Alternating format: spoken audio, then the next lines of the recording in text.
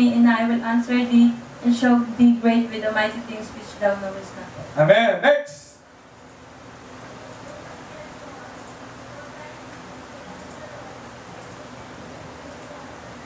Amen. More. But my God shall supply all your need according to his riches and glory, Jesus. By Christ Jesus. Philippians. Philippians 4:19. Amen. Praise the Lord. One more. Sige. Yes, ma'am.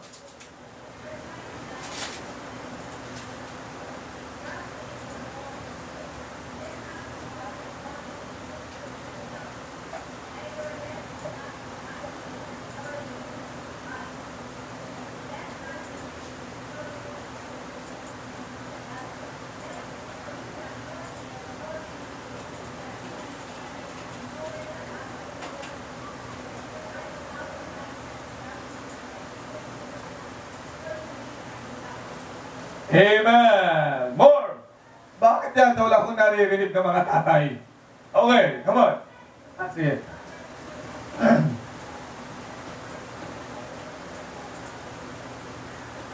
That's right. Amen. Next. And wherewithal shall a young man cleanse his way by taking heed thereto according to thy word. Amen. Praise the Lord. He is growing to be a young man. Next. Verses 1 to 2. If thou sittest with a ruler, consider what is before thee. If thou and put thy knife unto thy throat, if thou be a man given to appetite. Okay, amen. One more. Sino ba? Ay, one more. Some more. Okay. Malakas yan, kaya di natin bigyan ng mic. Okay.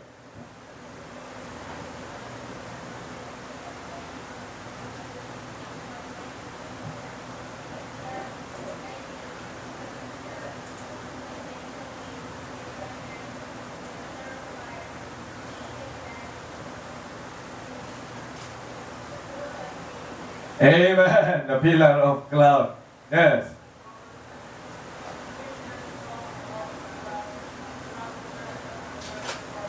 Amen. Mga tatay naman, bigyan natin siya pagkakataon. Mga tatay, mga ama, o mga may asawang lalaki. Okay, come on. At sa yung mga mag-aasawa. Okay, yung nais magpakasal, tumayo. Pambira. Sinabi ko lang magpakasal, si Joker tumayo na. Anong ipapakain mo? Okay, come on. Come on, tatay. Come on down. Yes.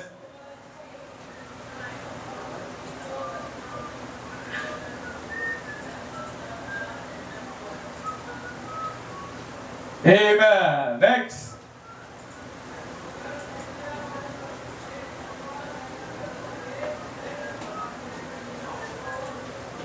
Amen. Next. Sino ba? Mga tatay dyan, tayo.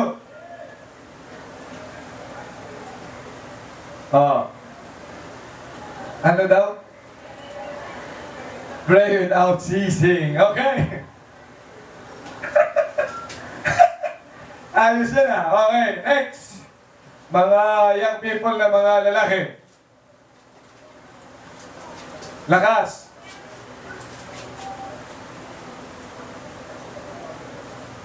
Amen. Okay, one more time. One more time.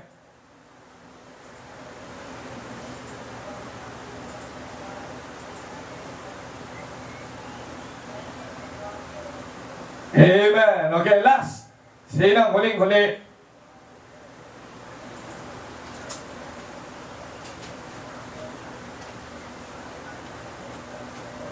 Amen. Alam nyo, yan ang isa sa muog ng Kristyanismo ay ang puso ng bawat mananampalataya ay dapat nagtatago ng Word of God. Yan sa pamamagitan ng tinatawag nating memory verses.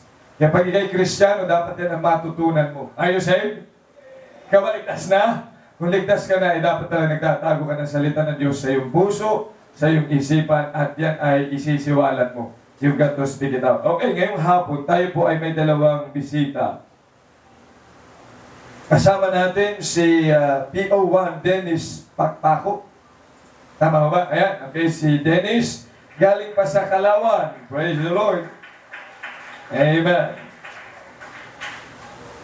At si Lina Alcaria ng Lipa City. Lina Alcaria. Nasaan si Lina? Okay. Amen.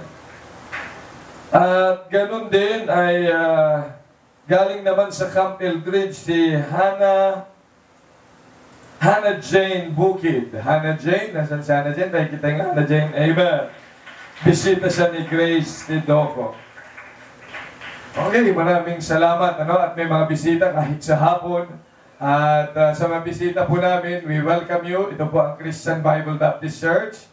At we hold our services every Sunday.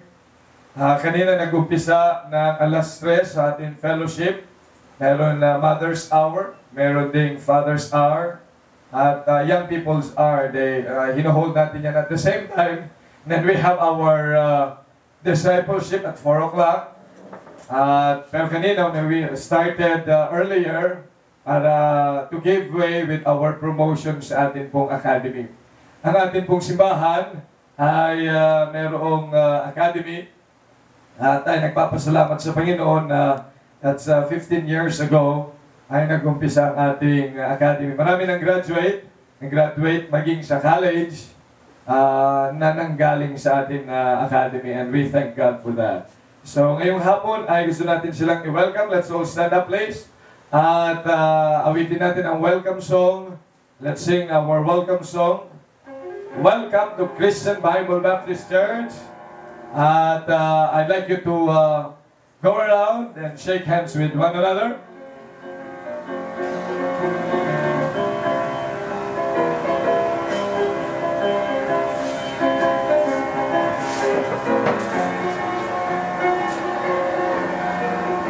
Okay, let's sing that song now. Welcome to CBBC. It's the church where you belong. Welcome to CBBC. With heart in hand we sing a song.